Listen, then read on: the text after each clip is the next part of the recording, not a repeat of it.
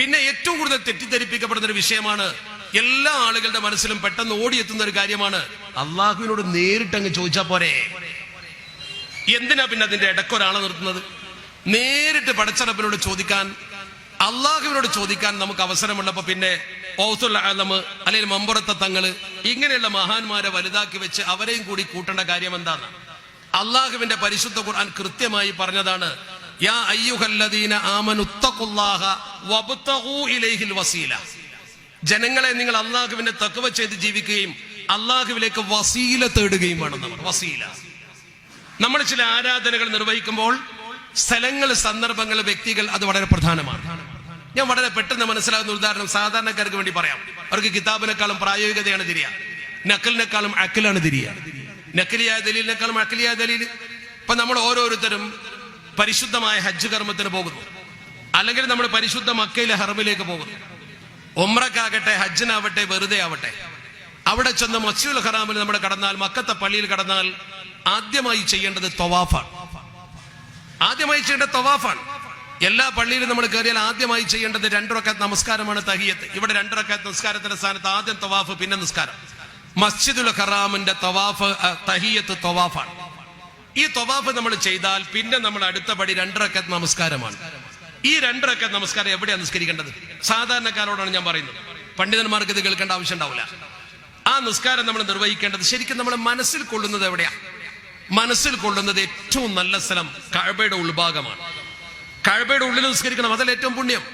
നമുക്ക് സാധാരണക്കാർക്ക് കഅബയിലേക്ക് കയറാൻ കഴിയില്ലെങ്കിൽ, പൂട്ടിയിട്ടിരിക്കുകയാണെങ്കിൽ ഹിജ്ർ ഇസ്മായിൽ എന്ന് പറയുന്ന സ്ഥലമുണ്ട്, അത് കഅബയിൽ പെട്ടതാ. ഹിജ്ർ ഇസ്മായിൽ കയറിയിട്ട് നിസ്കരിക്കണം. അവിടെ നിസ്കരിക്കാൻ പറഞ്ഞില്ലല്ലോ.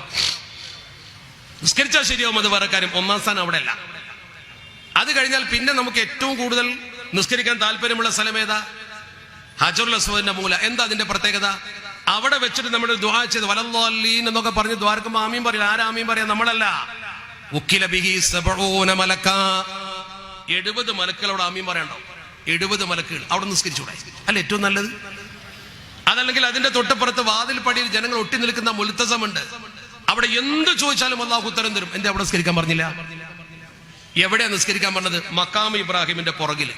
എന്താ മക്കാം ഇബ്രാഹിമിന്റെ പ്രത്യേകത? ഇബ്രാഹിം നബി അലൈഹി സ്വലാത്തു വസ്സലാം കഅബ നിർമ്മിക്കുമ്പോൾ കയറി നിന്നൊരു കല്ലുണ്ട് അവിടെ. ആ കല്ല് ഒരു പ്രത്യേക കൂട്ടിൽ അവിടെ സൂക്ഷിച്ചിട്ടുണ്ട്. ആ കല്ലിന്മേൽ ഇബ്രാഹിം നബി തങ്ങളുടെ കാൽപാദത്തിന്റെ പതിഞ്ഞ അടയാളമുണ്ട്. അപ്പൊ നമ്മളിങ്ങനെ അതിന് പിന്നിൽ തക്ബീർ കെട്ടി നിൽക്കുമ്പോൾ സത്യത്തിൽ ഇബ്രാഹിം നബിയുടെ കാലിന്റെ ചുവട്ടിൽ പോയി സുജൂദ് ചെയ്യാൻ പോവാണ്. നല്ല തൗഹീദും ഉറച്ച വിശ്വാസമുള്ള ഒരാളെ മനസ്സിൽ ചിന്തിക്കൂലേ, പടച്ചവനെ നിനക്ക് ഞാൻ ചെയ്യുന്ന സുജൂദ് എന്തിനാ ഇബ്രാഹിം നബിയുടെ കാൽക്ക് പോയി ചെയ്യുന്ന ഒരു ശിർക്കാവൂലേ?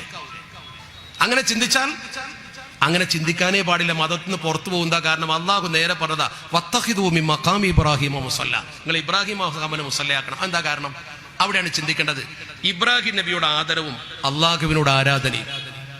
ആദരവിലൂടെയാണ് ആരാധനയിൽ എത്തേണ്ടത്. ഇബ്രാഹിം നബിയെ ആദരിച്ചുകൊണ്ട് അള്ളാഹുവിനോട് എടുക്കാൻ ശ്രമിക്കുക. ഈ ഇബ്രാഹിം നബിക്കുള്ള സുജൂദ് ആരാധനയല്ല, അത് ആദരവ് മാത്രമാണ്. ഈ ആദരവിനെ ആരാധനയാക്കി ചിത്രീകരിച്ചതാണ് നമ്മുടെ സമൂഹത്തിലുണ്ടായ അപകടം. ഈ സമൂഹത്തിൽ ഈ രീതിയിലുള്ള ആരാധനാ മനോഭാവം ആർക്കാണുള്ളത്?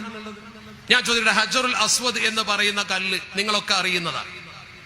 ആ കല്ലിന് നമുക്ക് എന്തെങ്കിലും ഗുണം ചെയ്യാനോ ദ്രോഹം ചെയ്യാനോ സ്വയം അവകാശമുണ്ട് നമ്മൾ ആരും കരുതുന്നില്ലല്ലോ. അതൊരു കല്ലാണ്. പിന്നെ എന്തുകൊണ്ട് നമ്മൾ ആ കല്ലിനെ ചുംബിക്കുന്നു? അത് ശിലാപൂജയല്ല. അള്ളാഹു പറഞ്ഞു, അള്ളാഹുവിന്റെ തിരുദൂതർ പഠിപ്പിച്ചു, അതിനെ ചുംബിക്കണം, ആദരിക്കണം. അത് സ്വർഗത്തിൽ നിന്ന് കൊണ്ടുവന്ന കല്ലാണ്. അതിന് സ്വയം ഉപദ്രവമോ ഉപകാരമോ ചെയ്യാൻ കഴിവുണ്ട് നമ്മൾ വിശ്വസിക്കുന്നില്ല. ഈ കൂട്ടത്തിൽ എന്റെ ശബ്ദം കേൾക്കുന്ന എന്റെ ഹിന്ദു സുഹൃത്തുണ്ടാവും. അവന്റെ വിശ്വാസം ഒരു കല്ല് കൊണ്ടുണ്ടാക്കിയ അവന്റെ ദൈവികമായ പ്രതിഷ്ഠ, ആ പ്രതിഷ്ഠക്ക് ഗുണം ചെയ്യാനും ദോഷം ചെയ്യാനും കഴിവുണ്ട് എന്ന് വിശ്വസിച്ചുകൊണ്ടാണ് അവൻ അതിന്റെ മുമ്പിൽ കൈകൂപ്പുന്നത്, അല്ലെങ്കിൽ അവൻ അവിടെ കുനിയുന്നത്. നമ്മൾ ഹജറുൽ അസ്വദിന്റെ മുമ്പിൽ കുനിയുന്നതും ചുംബിക്കുന്നതും ആ ഹജറുൽ അസ്വദിന് സ്വയം എന്തെങ്കിലും നമുക്ക് ചെയ്തു തരാൻ കഴിവുണ്ട് എന്നതുകൊണ്ടല്ല. അവിടെ നമ്മൾ ആ കല്ലിനെ പൂജിക്കുകയല്ല, ആ കല്ലിനെ ആദരിക്കുകയാണ്. രണ്ടും രണ്ടാണ്. ആ രണ്ടും ഒരു അള്ളാഹു അല്ലാത്ത നമുക്ക് ഗുണമോ ദോഷമോ ചെയ്യാൻ പറ്റിയ ഒരു ശക്തി ഉണ്ട് എന്ന് നമ്മൾ വിശ്വസിക്കുന്നില്ല. ഏത് മഹാനാണെങ്കിലും അള്ളാഹു കൊടുത്ത കഴിവ് കൊണ്ടാണ് നമ്മളെ സഹായിക്കുക. ഇനി മഹാന്മാർ നമ്മളെ സഹായിക്കില്ല എന്ന് എന്തിനാണ് നമ്മൾ വാശി പിടിക്കുന്നത്? മഹാന്മാരിൽ നിന്ന് സഹായാർത്ഥന നടത്തുന്നതിൽ എന്താണ് കുഴപ്പമുള്ളത്? അള്ളാഹുവിന്റെ പരിശുദ്ധ ദീൻ വളരെ കൃത്യമായി ഇത് പറഞ്ഞിട്ടുണ്ടല്ലോ. ഇമാം അബൂ ഹനീഫ റഹ്മത്തുള്ളാഹി അലൈഹി ലോക പ്രശസ്ത പണ്ഡിതന്, അതിനേക്കാൾ വലിയൊരു പണ്ഡിതൻ നമ്മുടെ സമൂഹത്തിൽ ആരാ ഉദ്ധരിക്കാൻ?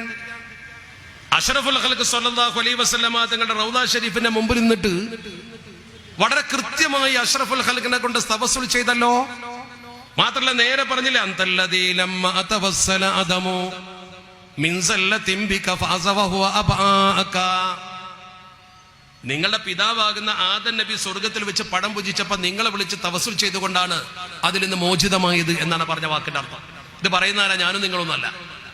അങ്ങനെ തവസ്സുൽ ചെയ്യുന്നത് ദീനിൽ നിന്ന് പുറത്തു പോകുന്ന ഒരു പ്രവർത്തനമാണെങ്കിൽ ആ പ്രവർത്തനത്തെ ഇമാം അബൂ ഹനീഫ തങ്ങളെ പോലെ ഒരാൾ ചെയ്യുമോ? നിങ്ങൾ മിനിമം ചിന്തിക്കൂ. ഒരിക്കലും ഇമാം അബൂ ഹനീഫ റഹ്മത്തുള്ളാഹി അലൈഹി തങ്ങളെ പോലത്തെ ഒരാൾ ചെയ്യില്ല. അതുകൊണ്ട് തന്നെ നമ്മൾ ഏതെങ്കിലും ഒരു വ്യക്തിയെ ആദരിക്കുന്നുവെങ്കിൽ അത് ആരാധനയല്ല, മമ്പുറത്ത് മക്കാമിൽ ചെന്ന് നമ്മൾ ദുആ ചെയ്യുന്നു. ഉദാഹരണം, എന്താ വീട്ടിൽ നിന്ന് വരുന്നാ പോരെ, മതി, പിന്നെന്തിനാ മമ്പുറത്ത് പോകുന്നത്? അതിന്റെ മറുപടി വളരെ പെട്ടെന്ന് പറയാം. നമ്മളൊക്കെ പരിശുദ്ധ ഹജ്ജിന്റെ കാലമായതുകൊണ്ട് എല്ലാവർക്കും ഓർമ്മയുണ്ടാവും. നമ്മളൊക്കെ പരിശുദ്ധ അറഫയിൽ പോയിട്ട് ദുആ ചെയ്യും. എന്താ അറഫയുടെ പ്രത്യേകത? പരിശുദ്ധ മക്കയിൽ ചെന്ന് ഹജ്ജ് ചെയ്യുമ്പോൾ 15 സ്ഥലത്ത് ഉത്തരം കിട്ടുമെന്നാണ് കിതാബിൽ പറഞ്ഞത്. 15 സ്ഥലത്ത്. ആ 15 സ്ഥലങ്ങളിൽ 14 ഹറമിന്റെ അകത്ത. ഹറം എന്ന് പറഞ്ഞാൽ ഹറം ബൗണ്ടറിക്കകത്ത്, മസ്ജിദുൽ ഹറാമല്ല, ഹറമിന്റെ പരിധിക്കുള്ളിൽ. അതിൽ മിന ഹറമാണ്, മുസ്ദലിഫ ഹറമാണ്, ഒക്കെ ഹറമാണ്. അസിസിയ, ഈ ഹാജിമാര് താമസിക്കുന്ന സ്ഥലമൊക്കെ ഹറമാണ്. പക്ഷെ അറഫ ഹറമല്ല. ഹറമിൽ എല്ലാറ്റിനും 1 ലക്ഷം കൂലി. ഹറമിന്റെ പുറത്തുള്ള ഹറമല്ലാത്ത അറഫയിലെ പ്രാർത്ഥനക്കാ വലിയ പ്രത്യേകത. അൽ ഹജ്ജു അറഫ. എന്താ? എന്തേ ഹറമ് പോലുമല്ലാത്ത അറഫയുടെ പ്രാർത്ഥനയ്ക്ക് ഇത്ര ഉത്തരം കിട്ടാൻ കാരണം? മണ്ണിന്റെ പ്രത്യേകതയാണോ? മണ്ണിന്റെ പ്രത്യേകതയാണെങ്കിൽ ഉംറക്ക് പോകുന്ന ഒരാളും അറഫയിൽ പോയി കൂട്ടുപ്രാർത്ഥന നടത്താറില്ലല്ലോ. സൗദിയിൽ ജോലി ചെയ്യുന്ന ഒരാളും അറഫയിൽ പോയി ദ്വാരക്കാറില്ലല്ലോ. എന്താ ദ്വാരക്കാത്തത്? ആ മണ്ണിന്റെ പ്രത്യേകതയാണെങ്കിൽ ഇപ്പൊ പോയി ദ്വാരന്നാ പോരെ. ഇനി ദിവസത്തിന്റെ പ്രത്യേകതയാണോ? ആണെങ്കിൽ ദുൽഹജ്ജ് 9 ഇവിടെയും വരുമല്ലോ. ദുൽഹജ്ജ് 9 നമ്മളൊക്കെ നോമ്പ് നോൽക്കും. അവര് നോമ്പ് കൂടി നോക്കൂല. ഹാജിമാര് നോമ്പ് നോക്കണ്ട. നോമ്പ് നോറ്റ് നമ്മൾ ദ്വാരന്നാൽ അവിടുത്തെ ഉത്തരം കിട്ടുമോ? ഇനി സമയത്തിന്റെ പ്രത്യേകതയാണോ? ലോഹറിന്റെ ശേഷം. എല്ലാ ദിവസവും ലോഹറിന്റെ ശേഷം ഇവിടെ സമയമുണ്ടല്ലോ. ദുൽഹജ്ജ് 9 ലോഹറിന്റെ ശേഷവും നമ്മൾ ഇവിടെ ഉണ്ടല്ലോ. പിന്നെ എന്താ പ്രത്യേകത? ഇത് 3 കൂടി കൂടുമ്പോൾ ഒരു പ്രത്യേകത ഉണ്ട്. അതെന്താ? ഇതൊരു അനൗൺസ്മെന്റ് ആണ് അള്ളാഹുവിന്റെ ദീനിന്റെ. കൊല്ലത്തിൽ ഒരു ദിവസം, ഒരു സമയം, ഒരു സ്ഥലം. പരിശുദ്ധമായ അറഫ പുണ്യഭൂമിയിൽ ദുൽഹജ്ജ് 9 ലോഹർ ബാങ്ക് വിളിച്ചിട്ട് അത് ആ ദുആക്ക് വേണ്ടി ലോകത്തെ സകല സ്വാലിഹ്യങ്ങൾ ഒരുമിച്ച് കൂടും. ഒരുപാട് നല്ല മനുഷ്യന്മാർ ഒരുമിച്ച് കൂടുന്നു എന്നതുകൊണ്ട്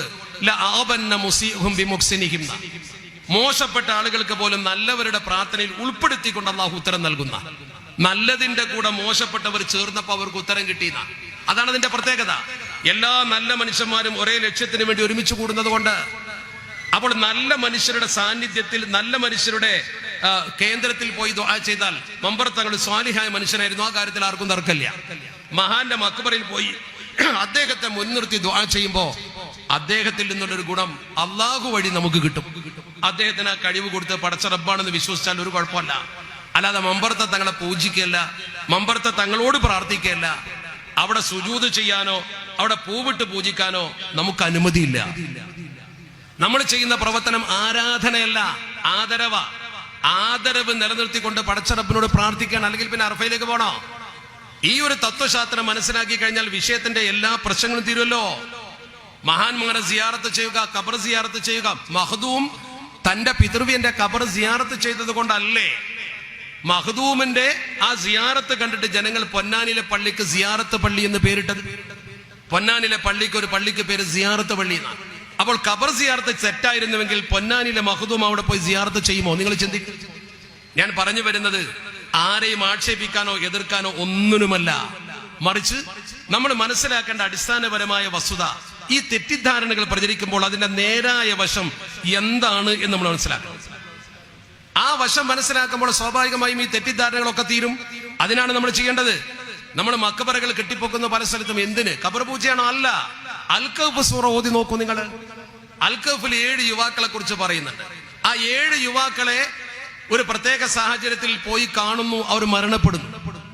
അവരിൽ ഒരാൾ 300 കൊല്ലം കഴിഞ്ഞ് ജീവിച്ച അവസാനം ഭക്ഷണം വാങ്ങാൻ വേണ്ടി കടയിലെത്തുമ്പോൾ 300 കൊല്ലം പഴക്കമുള്ള നാണയം കണ്ട് തിരിച്ചറിഞ്ഞ് പിന്നാലെ പോയി ബാക്കിയുള്ളവർ ഉണർന്നിരിക്കുന്നത് കണ്ട് ഉറങ്ങിക്കിടന്ന ആളുകൾ ഉണർന്ന ചരിത്രം നിങ്ങൾക്കറിയാം. ഞാൻ വിശദീകരിക്കുന്നില്ല. ആ സന്ദർഭത്തിൽ അവിടെ ഒരു വാചകമുണ്ട്. ഖുർആൻ പറയുന്നത് വഖാലല്ലദീന ഗലബു അലാ അംരിഹിം ലനത്തഖിദന്ന അലൈഹിം മസ്ജിദ. അങ്ങനെ തന്നെയാണ് ഖുർആൻ പറയുന്നത്. വഖാലല്ലദീന ഗലബു അലാ അംരിഹിം, കാര്യബോധമുള്ള ആളുകൾ പറഞ്ഞു ലനത്തഖിദന്ന അലൈഹിം മസ്ജിദ, നമുക്ക് ഇവിടെ ഒരു പള്ളി ഉണ്ടാക്കാം. എവിടെ? അൽക്കഫിന്റെ ഗുഹാമുഖത്ത് ഒരു പള്ളി ഉണ്ടാക്കാം. എന്തിന്? അതിനെക്കുറിച്ച് തഫ്സീറിൽ മഹാപണ്ഡിതന്മാർ പറഞ്ഞു, യുസല്ലി ഫീഹിൽ മുസ്ലിമൂൻ, മുസ്ലിമീങ്ങൾക്ക് നിസ്കരിക്കാൻ അൽക്കഫിന്റെ ഗുഹാമുഖത്ത് തന്നെ പള്ളി വേണം. ദുനിയാവിൽ എത്ര സ്ഥലമുണ്ട്? പിന്നെ എന്താണ് അതിന്റെ അർത്ഥം? അവിടെ തന്നെ പറഞ്ഞു വയതബറകൂന ബിമകാനിഹിം, ആ സ്ഥലത്തിന്റെ ബർക്കത്ത് എടുക്കാൻ. ആ ബർക്കത്തിന്റെ ഒരു സംഗതി ഉണ്ട്, ആ സ്ഥലത്തിനൊരു ബർക്കത്തുണ്ട്. മഹാന്മാർ മരിച്ചു കിടക്കുന്ന സ്ഥലം, മഹാന്മാർ ഉപയോഗിച്ച വസ്തുക്കൾ, അതിനൊക്കെ ഒരു ബർക്കത്തുണ്ട്. ആ ബർക്കത്ത് എന്ന് പറയുന്നത് കൃത്യമായി രേഖപ്പെടുത്തപ്പെട്ടതല്ലേ. അബൂ ഹുറൈറ റളിയല്ലാഹു തആല അള്ളാഹുവിന്റെ പരിശുദ്ധ പ്രവാചകരെ നിഴലെ പോലെ പിന്തുടർന്നൊരു മഹാനാ. ആ മഹാൻ ഒരിക്കൽ നബി തങ്ങളോട് വന്നുകൊണ്ട് ഒരുപാട് ഹദീസ് ഞാൻ കേൾക്കുന്നുണ്ട്, ഒക്കെ ഞാൻ പഠിക്കുന്നുണ്ട്, പക്ഷെ പെട്ടെന്ന് മറന്നു പോകുന്നു. ഞാൻ എന്താ ചെയ്യേണ്ടത്? എനിക്ക് മറവി വർദ്ധിക്കുന്നു. പരിശുദ്ധ പ്രവാചകർ പറഞ്ഞ വാക്കെന്താ ഹദീസിലുള്ളത്? ഉബ്സുത്ത് റിദാഅക, നിന്റെ മുണ്ടൊന്ന് വിരിക്കും. മറദിക്കുള്ള ചികിത്സയാണ് കൊടുക്കുന്നത്.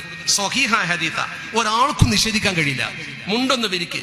പരിശുദ്ധ പ്രവാചകർ ആ മുണ്ട് വിരിക്കാൻ പറഞ്ഞപ്പോൾ അബൂ ഹുറൈറ തങ്ങൾ മുണ്ട് വിരിച്ചു. മുണ്ടിങ്ങനെ വിരിച്ചു പിടിച്ചു കൊടുത്തു, നിർത്തി പിടിച്ചു കൊടുത്തു. എന്താ ചെയ്തത്? ഹദീസിൽ പറയുന്നു ഫഖദഫ ബിയദിഹി ശരീഫതി മിനൽ ഹവാഇ ഫിർരിദായി, ഷറഫാക്കപ്പെട്ട നബി തങ്ങളുടെ കരതലത്തിൽ ഇങ്ങനെ ഇങ്ങനെ വാരിയിട്ട് എന്തോ അങ്ങോട്ട് വായുവിൽ നിന്ന് ഇങ്ങനെ ആവാഹിച്ചിട്ട് ഇങ്ങനെ കിട്ടുകൊടുത്തു. എന്താന്ന് അവർക്ക് അറിയില്ല, ആരും കണ്ടിട്ടില്ല. ലൊമ്മവ് കൂട്ടിപ്പിടിച്ചോന്നാണ് കൂട്ടിപ്പിടിച്ചു. ഫമാ നസീതു ഷൈഅൻ ബഅദഹു, അതിനുശേഷം എനിക്ക് മറവി ഉണ്ടായിട്ടില്ല. എന്താ ഈ ചെയ്തത്? എന്താണ് ഈ ചെയ്തത്? ചോദിച്ചു നോക്ക് നിങ്ങൾ. ഇത് അള്ളാഹുവിന്റെ പരിശുദ്ധ തിരുത്തൂതർ ചെയ്ത പ്രവർത്തനമല്ലേ? ഇത് അന്ധവിശ്വാസമാണ് എന്ന് നമുക്ക് പറയാൻ പോലും കഴിയാത്ത വിധം ഹദീസിന്റെ കിതാബിൽ കൃത്യമായി രേഖപ്പെടുത്തി വെച്ചതാണ്. പിന്നെ വിളികളെല്ലാം പ്രാർത്ഥനയല്ലല്ലോ. ഒരാളെ നമ്മൾ വിളിച്ചു എന്ന് കരുതി എങ്ങനെ പ്രാർത്ഥനയാവുക? ആരാധനയുടെ ഉദ്ദേശത്തോടു കൂടി വിളിച്ചാൽ പ്രാർത്ഥനയാവും. എന്ന് പറഞ്ഞാൽ ആ വ്യക്തിക്ക് എന്നെ രക്ഷിക്കാനും ശിക്ഷിക്കാനും സ്വയം കഴിവുണ്ട് എന്ന് വിശ്വസിച്ചുകൊണ്ട് വിളിച്ചാൽ ലാ തദഉ മഅല്ലാഹി ഇലാഹൻ ആഖർ, അല്ലാഹുവിനല്ലാതെ ഒരു ഇലാഹിനെ വിളിക്കാൻ പറ്റൂല. ആ വിളിച്ചാൽ തെറ്റാ, നമ്മൾ അംഗീകരിക്കുന്നുണ്ട്. നേരെ മറിച്ച് നമ്മൾ മമ്പുറത്തങ്ങളെ എന്ന് വിളിക്കുമ്പോൾ അതിന്റെ അർത്ഥം എന്താണ്? മമ്പുറത്തങ്ങളെ പടച്ചോനാന്ന് ഏതെങ്കിലും ഒരു മനുഷ്യന്റെ മനസ്സിൽ വിശ്വാസം ഉണ്ടോ? മമ്പുറത്തങ്ങളെ എന്ന് വിളിച്ചാൽ ദീനിന്ന് പുറത്ത്, എന്നാ ചെറുപ്പത്തിലേ ദീനിന്ന് പുറത്ത് പോയിട്ടുണ്ട്. എന്താ കാരണം? വീണപ്പോഴൊക്കെ ഞാൻ വിളിച്ചത് എന്റെ അമ്മയെന്നാ. പടച്ചോനല്ലേ വിളിക്കണ്ടത്? അപ്പൊ നമ്മൾ മനസ്സിലാക്കേണ്ട ഏറ്റവും പ്രധാനപ്പെട്ട കാര്യം എന്താ? അവിടെ നമ്മൾ വിളിക്കുന്നത് ഉമ്മ ദൈവമാണെന്നോ മമ്പർത്തങ്ങൾ ദൈവമാണെന്നോ വിശ്വസിച്ചുകൊണ്ടല്ല, മറിച്ച് നമ്മൾ ആ വിളിക്കുന്നത് ഒരു ആദരവിന്റെ, അള്ളാഹു കൊടുത്ത കഴിവ് കൊണ്ട് ആ മഹാന് നമ്മളെ ശരിക്ക് സംരക്ഷിക്കാൻ കഴിയുമെന്ന ഒരു ബോധത്തിൽ നിന്ന് ഉത്ഭൂതമായതാ. അല്ലാതെ അദ്ദേഹം ദൈവമാണ് അല്ലെങ്കിൽ ദൈവം കൊടുക്കാത്ത എന്തോ പ്രത്യേക കഴിവുണ്ട് എന്ന് കരുതിക്കൊണ്ടല്ല. ഈ ഒരു തത്വശാസ്ത്രം നമ്മൾ മനസ്സിലാക്കി കഴിഞ്ഞാൽ വിഷയങ്ങളൊക്കെ തീരും. ഈ ഒരു തത്വം ഇങ്ങനെ സമൂഹത്തിൽ ചില്ലറ അഭിപ്രായാന്തരങ്ങൾ പടർന്ന് നമ്മുടെ ചില ചെറുപ്പക്കാർ അത് ശരിയാണെന്ന് ചിന്തിച്ച് അല്പം ഒരു വിദ്യാസമ്പന്നനാകുമ്പോഴേക്കും പഴയ പുരോഗതി അല്ലെങ്കിൽ അധോഗതി ഇതൊക്കെ അവർ വിലയിരുത്തുന്നത് മതപരമായ ചിഹ്നങ്ങളിലൂടെയാണ്. മതപരമായ പഴമ മുറുകെ പിടിച്ചാൽ പഴഞ്ചനായി എന്നൊരു തോന്നല.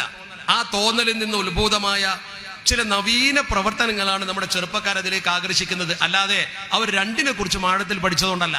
അവിടെ ചെറുപ്പക്കാരോട് എനിക്ക് വളരെ വിനയപൂർവ്വം പറയാനുള്ളത്, കാരണവന്മാർക്ക് ഈ കാര്യം ബോധ്യമാണ്. നമ്മൾ പരിശുദ്ധ ദീനുൽ ഇസ്ലാമിന്റെ അടിസ്ഥാന തത്വങ്ങളെ കുറിച്ച് പഠിക്കണം. ദീനിയായ തത്വങ്ങളെ കുറിച്ച് പഠിച്ച് തൗഹീദ് മുറുകെ പിടിച്ച് ഏക ദൈവ വിശ്വാസത്തെ മുറുകെ പിടിച്ചുകൊണ്ട് തന്നെ മുന്നോട്ട് പോകണം. നമ്മുടെ തൗഹീദിനൊരു ഭംഗവും വരുന്നില്ല മഹാന്മാരെ ആദരിച്ചു എന്നതുകൊണ്ട്. അങ്ങനെയാണെങ്കിൽ പൂർവ്വഗാമികളായ ആളുകൾ വഴിപടിച്ചു പോകണമായിരുന്നല്ലോ. മഹ്ദൂമല്ലേ മൗലിദ് ഒന്ന് ക്രോഡീകരിച്ചത്? ആ മൗലിദിലല്ലേ നബി തങ്ങളെ പുകഴ്ത്തുന്ന വചനമുള്ളത്? ജനങ്ങളെ വഴിതെറ്റിക്കുന്ന ഒരു മൗലൂദ് പൊന്നാനിയിലെ മഹ്ദൂം ഉണ്ടാക്കുമോ? ആ മൗലിദ് ഓതാൻ മമ്പുറത്ത് തങ്ങൾ പറയുമോ?